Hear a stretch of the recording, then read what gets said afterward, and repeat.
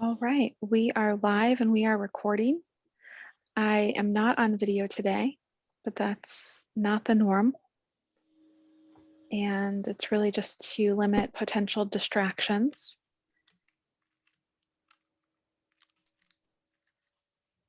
Good morning, Dr. Holly. How are you? Good morning. Good morning. I'm doing great. Doing great. Yeah, Got a workout in this morning. You can't beat it a morning where you work out and get your kids off to daycare and school, and got a little bit of work done too. So I'm feeling good. very nice, very nice. And I think we're going to have a small call here. We're going to have a small call. We don't have a lot of guests today, and we are going to talk about taking action. Isn't that right? Yeah, yeah. Taking action. It's one of my most favorite things to talk about. And I don't believe it's spoken about much in veterinary medicine, the mental health space, and the well-being space, which is why I Hmm. talk about it all the time. Sure. Yeah. Because I feel like it's so important as it relates to um, I I hate the term or the phrase getting things done, Hmm. but I will say it in terms of being effective and getting results. I think results and just getting things done are a little bit different. Um, You're right. I believe yeah, so. yeah. So Because it's a getting small things job. done to me is kind of like managing a to-do list, which of course a lot of our veterinary professionals love to do.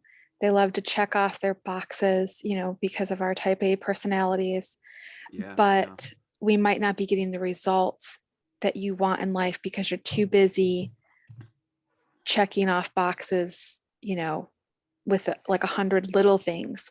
And Right. And instead they're and of, they're and they're menial things that don't add value to your life. that's right. And I think that's the biggest part. And I actually read a quote the other day that said that I think I extrapolated it, but it was something like people aren't burnt out because they're doing too much. They're burnt out because they're doing too little of the things that matter. That's brilliant. You know That's what I brilliant. mean? I You thought it know, was a my YouTube video I got that from. my biggest thing when it comes to taking action is twofold. One, it's a significant cure for indecision.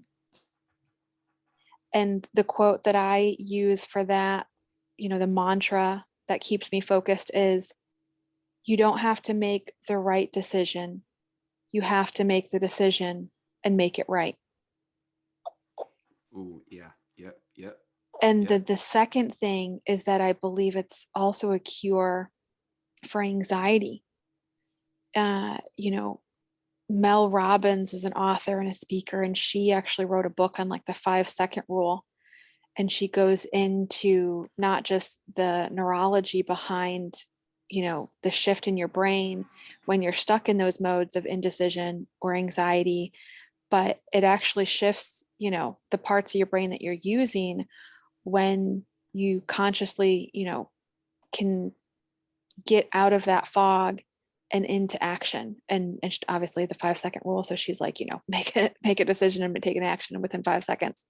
And um but yeah, so anxiety and indecision, because Yeah. those are two things that creep up for me a lot, and by taking action it just gets you, and this is my quote, it gets you out of your head and into your heart.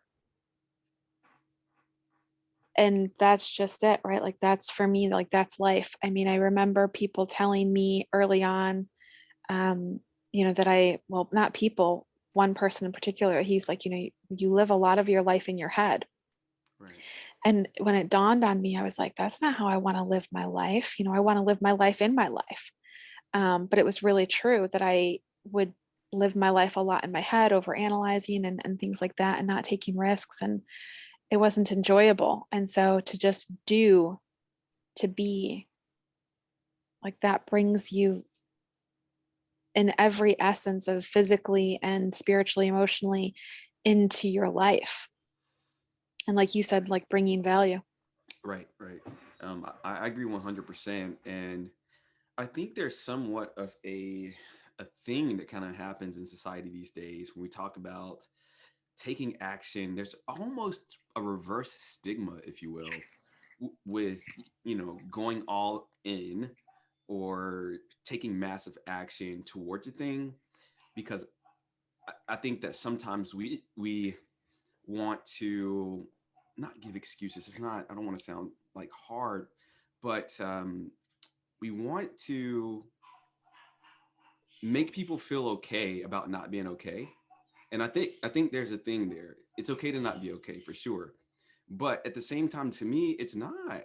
And It it's doesn't okay have to to have be that way. it's okay to have emotions. That's what I say. It's okay to have emotions.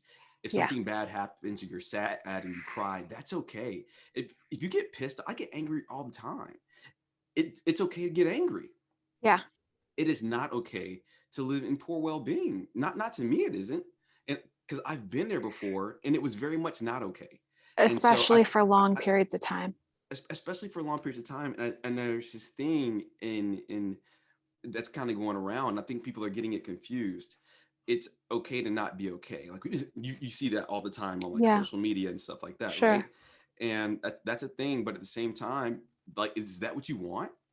Do you Right. want to not be okay? Because Right. if it's not what you want, then there are things that you can be doing. There's action that you can take Hmm. towards making that better. Whether that's going to a mental health professional, whether it's getting on YouTube and watching TED Talks or whatever, or reading a book, or trying to find a mentor, or whatever it happens to be, Right. there's always something that you can do to get yourself closer to where you want to be. Right. And so what I'm hearing you say is, when we identify or over identify with the statement, it's okay not being okay, it puts us into or it keeps us in a victim mode, Hmm. right? Hmm. Where we're at the mercy of our current state of being. And that that's your identity and that's your life. And I Hmm. agree with you. I agree with you 100%. In my studies of yoga and other, you know, philosophies and principles, that comes up is that, you don't, like with meditation or, mindfulness, yoga, things like that. Like the point is that so that you'll never be angry.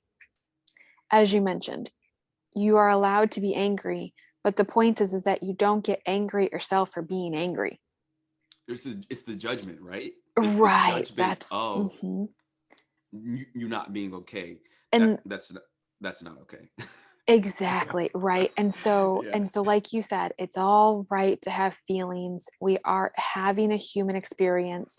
Hmm. And in my experience, there was not just days or weeks. I mean, I was battling my conditions for a couple, 2, 3, 4, 5 years.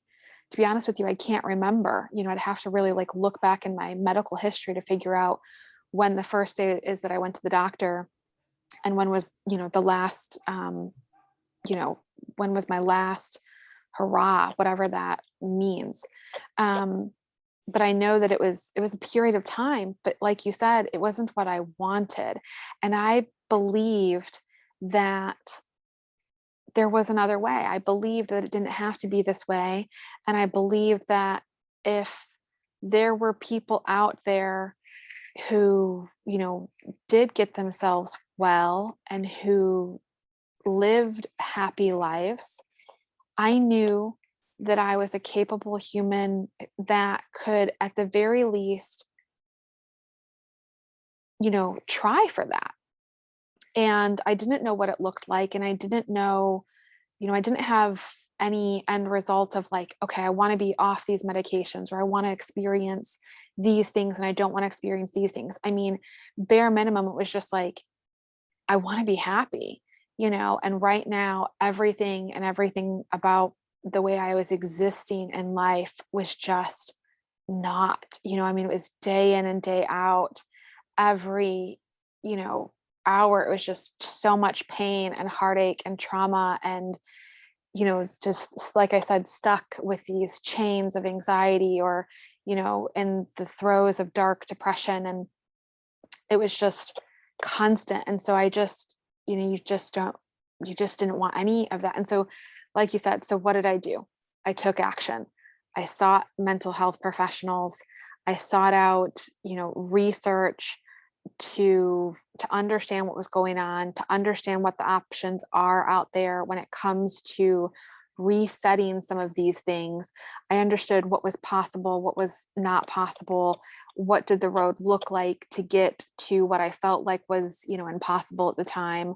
Um, I started to understand all of these connections between, and this was the really big part of it for me, was is rooted in that science, is what are the connections between, my mental health and my physical health, my gut health, and what can I do?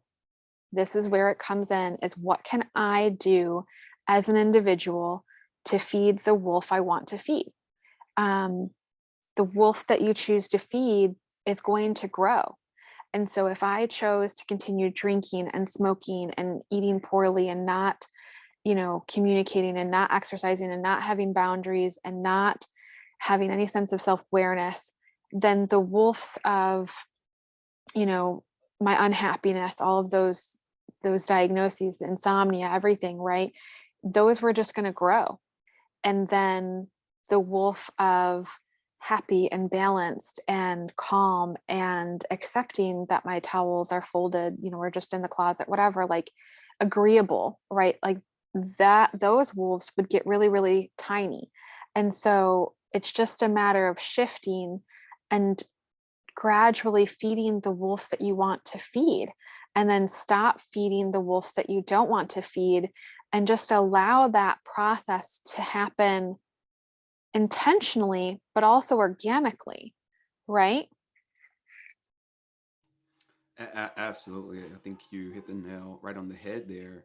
And when it comes to going all in or feeding whatever wolf you want to feed or what have you, I think that it's really important for us to just think to ourselves like, which what actions am I taking? Like to take a self inventory and say, okay, what am I actively doing, or as Renee said, intentionally doing to have a life of well being in my personal life and as a veterinary professional, to write them out. Like, what are those deliberate, intentional things that you're doing?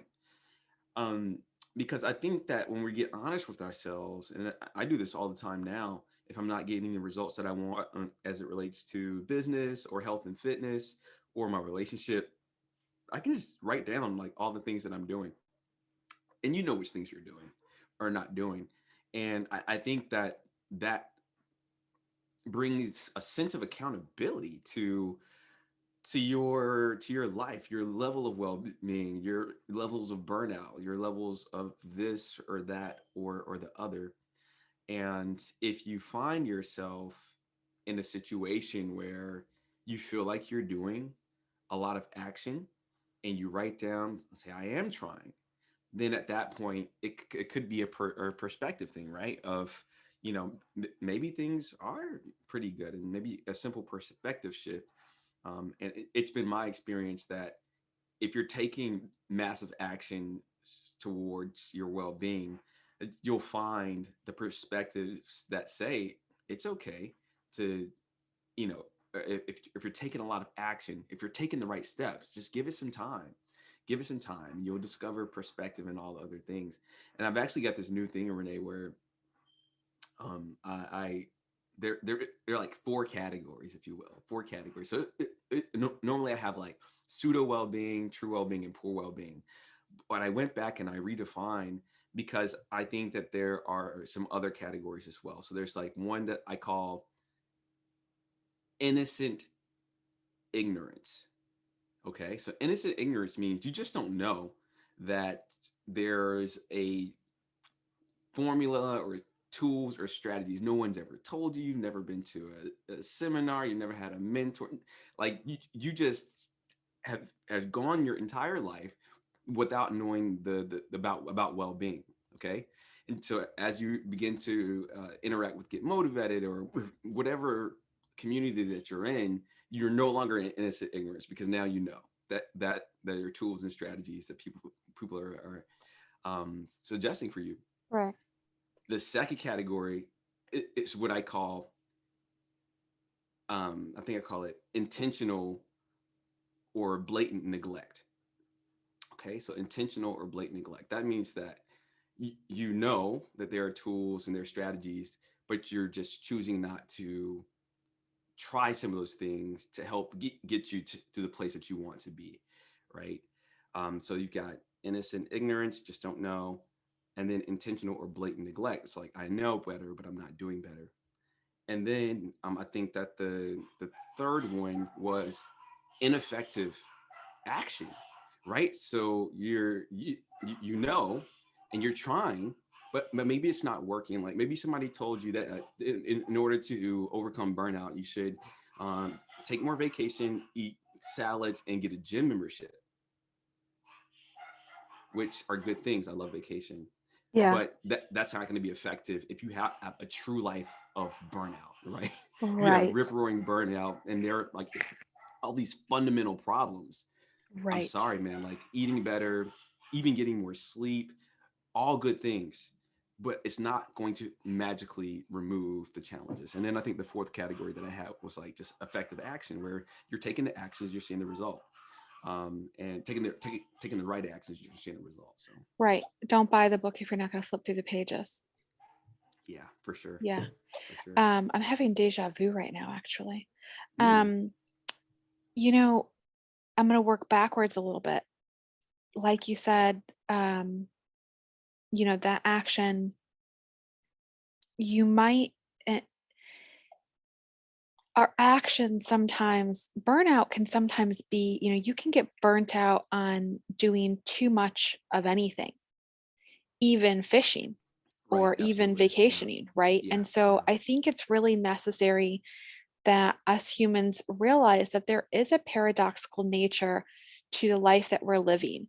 And it's really necessary that we experience times of rest and understand that there's a time to be busy and there's a time to be worried and there's a time to be calm and there's a time to be excited and there's a time to be at ease, right? And so that's where this beautiful understanding of these, different spectrums that we experience on a daily basis come in.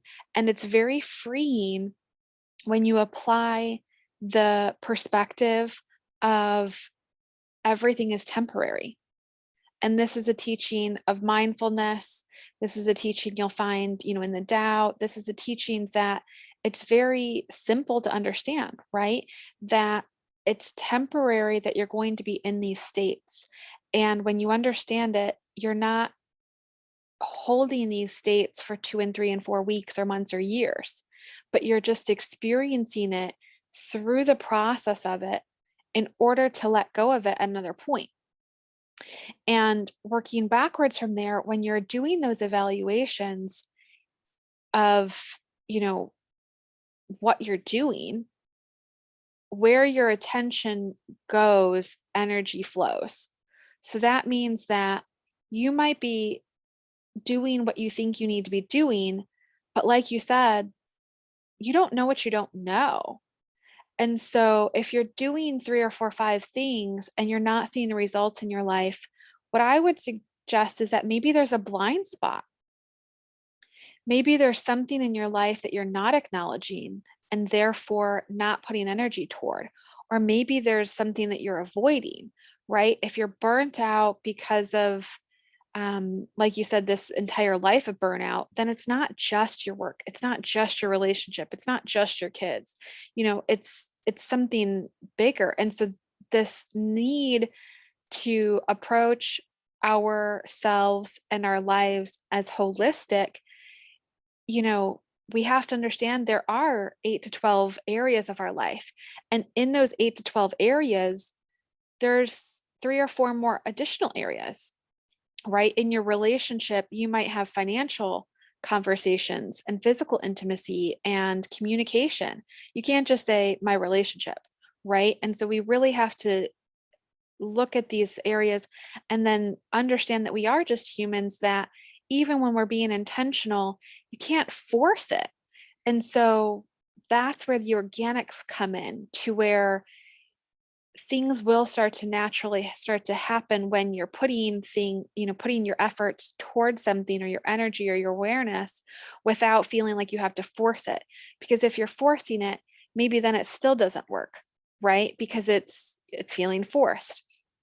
And the other thing is, again, as I'm kind of working backwards with your framework there of your 4 steps, one of the most favorite self-awareness questions that I have discovered along my way is, how am I complicit in creating the conditions I say I don't want? Which goes to show that at some point in our lives, we do get a little complacent, and we get a little lax, and it's reasonable because we have finite resources. We cannot expect ourselves to run like robots. We're simply not. There's only so much resources you have in the day. I believe it's when you start to talk to people who discuss like MS, or the spoon theory, there's like in there's a spoon theory in medicine that they often talk to about patients with like chronic fatigue. And it's based, you get 5 spoons, and you get to figure out how you're going to distribute those spoons for the day, right? But at the end of the day, there are no more spoons left, right? So it's like that oxygen mask. You can't give what you don't have. And so you have to figure out, how much energy does it take me to do X, Y, and Z tasks, whether it's making dinner, deciding what to have for dinner, deciding what to wear, going to work, dropping the kids off, driving, things like that, right? Um, and so sometimes we let other stuff go. And so if we're complicit, like if we say we want, we say we want happiness, but maybe we're not taking any steps towards that, or maybe we're taking some steps, but we're still in a bad relationship, in a toxic relationship with, maybe it's just a best friend or something like that. It doesn't have to be like your significant other, but maybe it's just, and so you have this constant feed of negativity. Maybe it's social media, like you're spending 6 hours a day on social media, or whatever, right? Like whatever that is, like you just have to, it just begs the question. And then if you don't know the answer, you just have to ponder with that question for a week or 2 weeks, and like go through your day, move through your day with that question in mind, and something will arise, because I think that's a really tough question for someone to ask and answer, like even people like you and I who are, we'll say like level 9 or something, like, right, like really self-aware, and like we do this stuff every day. Um, Sometimes it's just you got to stop and really think about it. But as soon as you're able to answer it, then, like you said, you have this level of ownership that now you can, and this is proven, like now you can't, your brain will start to look for solutions. If your brain is convinced that you cannot afford to buy something, then it stops thinking. If your brain is asking the question, how can I afford to buy something? Your brain is continuously thinking and looking for creative solutions.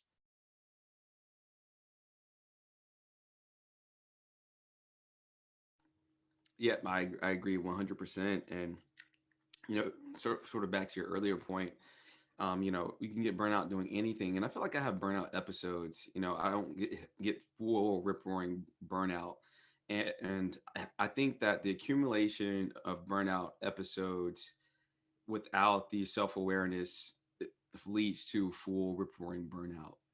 and or leads to sort of a life of poor well-being, whether in veterinary medicine, your life, or arguably both. And so it just becomes so important um, to ask yourself the questions, because that's where the answers are going to come from. You got to be brutally honest with yourself. Like, am I doing things to have a better life? It's a very, very simple question. And even if you look at something like your body, in terms of the health and fitness and things like that, assuming you don't have some medical condition that prevents you from doing so. If I look at myself, at least I'm just talking about myself here, and I see that there's more fat and less muscle definition, and I'm more tired going up the stairs, 100% I can tie that back to the fact that there's no action being taken towards what the type of body and the type of endurance that I do want for myself. And if you start taking those actions, you start to see a different result. That's not to say it's going to be easy, and the longer you haven't been doing things, probably the more difficult it's going to be. So if you've been, burnt out for 4 or 5, 6, 7 years, you've been in this game for a very long time. There's going to be a lot of habits that you have to break. There's going to be a lot of thought patterns and limiting beliefs that you're going to have to break down, um, in order to get to where you want to be. But it is possible, and it, and no one else can do it for you. Your well-being isn't something that the AVMA can do for you, that the government can do for you by passing a certain law, or that your significant other can do for you, or that the clients can do for you. We hear a lot about that these days, right? The clients need to be more well behaved so that veterinarians can have more well-being, essentially. And that may all be true, but clients is what clients is to me, it's like millions of people. So Yeah. I don't see it as a one person or a small group of people. Like, it's millions of people. And if you're waiting around for them to change, for you to have a career and a life of well-being, then you're in for a very, very long ride and journey. And I think that when you start to look at how challenging it can be to change ourselves at times, then when we are asking millions of clients to change, you can very quickly see why that's a terrible strategy. Right. It's like going into a bank to escape poverty. It's the right idea, but not a very good strategy. Yeah. I mean, I've been in the industry for over 20 years. And so I just, while you were talking, I just kind of did a quick calculation of approximately how many people I've probably directly interacted with. And, it's over 20,000 people, right? As a technician, if I'm seeing X number of people a day, I work this many days, this many weeks in a year, da da. Oh, 20,000 people or better, right? And I would say I have some standout incidences that I have been a part of early on in my career that I was not trained to de-escalate, but in fact, made me cry or just stunned me. And then I've had some later in my career that I was able to de-escalate. And but overall, the number of times that I've had to deal with difficult clients, I would say would somewhere be between, 5 to 10%. And some of them are, you know, let's say a client who by nature is relatively difficult, or they have their own sense of quirkiness that if you had just met them, you would likely have, maybe an issue with. But if you've worked with them for 10 years, you've figured out how to work with them. Um, but it's a relatively small portion. And I believe, much like you, as far as when you're interacting with another person, there's a lot that we bring to that interaction. whether it's, verbally, energetically, or, interactively, whether it's the words that we use, the tonality, all that stuff that goes into communications, which we're excited to let you guys know we're developing a communications track. And so keep your eyes out for that. But there's so much that goes into it that we do have ownership over, and it could drastically change your life.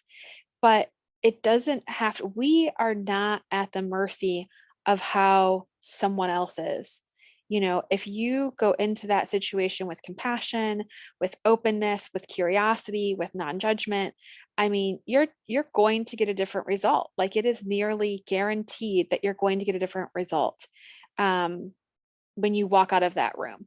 And so there's a lot of things that we can do to change those experiences on the daily basis, and not expecting the clients to necessarily train to change. But there is something to be said for, we as humans teach people how to treat us. I'll say that again. We as humans teach people how to treat us, meaning that, when you have that interaction, people are going to learn what's acceptable behavior and what's not acceptable behavior, just as a puppy would learn what to chew on and what not to chew on. If you have a new client and they come in and they're spouting off at the mouth and maybe using, curse words, or throwing money at you, or, some sort of not acceptable behavior, either it's corrected and they learn that it's not acceptable, or it's not corrected and then they come back and they do it again, right? If they come in at 5:59 and you close at 6 and you let them in the door and you treat their pet, then they're going to, be rewarded essentially for that behavior, and they might do it again. If you say, no, it's 6 o'clock, we're closed, we'll see you on another day, let's schedule you an appointment, then they learn that that's accepted behavior, right? And then your team gets to go home on time to be with their families and to eat and to go to the bathroom, and all sorts of things. And so that's where I think, whether it's as a culture in your hospital, or a policy, or, just the way that you interact with your clients, do your team members feel like they have the authority to to s- to, to say no to a client that comes in at 6 o'clock? Is there a policy in place if a kitten comes in with an upper respiratory at lunchtime? What's the policy? Do they go back and check with someone? Do they immediately say no? Do they try to schedule an appointment for an hour from now? What's the policy? Does it make sense for your hospital? Does everyone, find that it's in alignment with what they believe ethically, right? That's come up in my career, like, people turning something away. It's a very simple fix. But at the same time, it interrupts lunchtime. So you have to figure out what makes sense for your hospital, for your life, you know, things like that. And then, understand that there's always exceptions, right? Like, there's always exceptions. But as long as it's not the rule, right? Like, when you were in practice, it was well known that Quincy Hawley was not going to be in the building during his scheduled lunchtime. And so that was the rule. Was there a time that a smelly beagle came in and you stayed, and treated the patient? Yes. Yeah. Did that happen on a daily basis? No.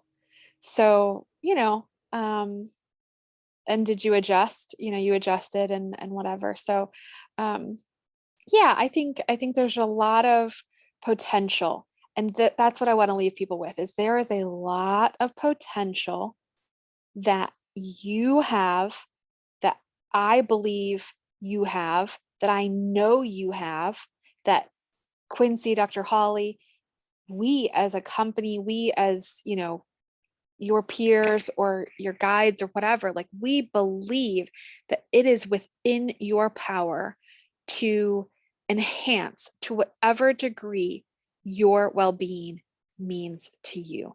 This is true. Know this to be true, and know that it is within your power. And so that's what I want to leave people with, to whatever degree, to whatever journey. we hope that through Get Motivated, we shorten people's journey so that they don't have to take 10 years on their own to learn everything. You know, we hope to shorten that, but we don't know how quick it'll happen. And this is exactly what we're talking about. The more direct actions and massive action that you can take, the quicker you're going to see those results. And so wherever you're at, you know, just start where you are. If it's watching this video, if it's buying the book, if it's doing the exercises in the book, this, I'm going to make sure we have, when we put this back on the replay, I'll put the questions that we talked about in the resources section. And so answer those questions and then, you know, take action on what comes up in the answers. Yeah, I agree with everything Renee is saying and has said, and I'll leave you with I think was it Tony Robbins says that a real decision hasn't been made until an action or massive action is taken. And I think that he also says the path to success is through massive determined action. And there would be no Get Motivated if it weren't for action. You wouldn't be a veterinary professional if it weren't for some degree of action. It's my best guess that no one put a gun to your head and forced you into, if you're a veterinarian, you know, applying to vet school and then, you know, working really hard in undergrad and getting all the experiences. That no one made you do that. You took, you know, voluntary, intentional, determined action. And if you do that same level of work towards your well-being, just like all of the actions to become a veterinarian led you to becoming a veterinarian, all the actions towards having a personal and professional life of well-being will without doubt lead you to a life of well-being. So it's been good. Thank you for watching this video, and I really hope you found some value in something that we said, and I hope you're inspired to go take some action. And to all the people watching this video, like you're an action taker already because you clicked the video, you went, you found it, or you know you could have passed it over and went and had a beer or something. I don't know, but like you're an action taker if you're hearing us right now. And so I just encourage you to take more and more and more and more actions, and to always be self-aware and to always be introspective and to always reevaluate um, those actions and say, hey, these actions burning me out, they make my life better, what are they doing? And Yeah, from there just make the appropriate adjustment. perfect. It's brilliant. It's brilliant. Well, thank you guys so much for your time. As always, feel free to join us. We are using the same Zoom link each time, and it's always open to anyone who would like to join. Until next time, thanks, guys. Bye.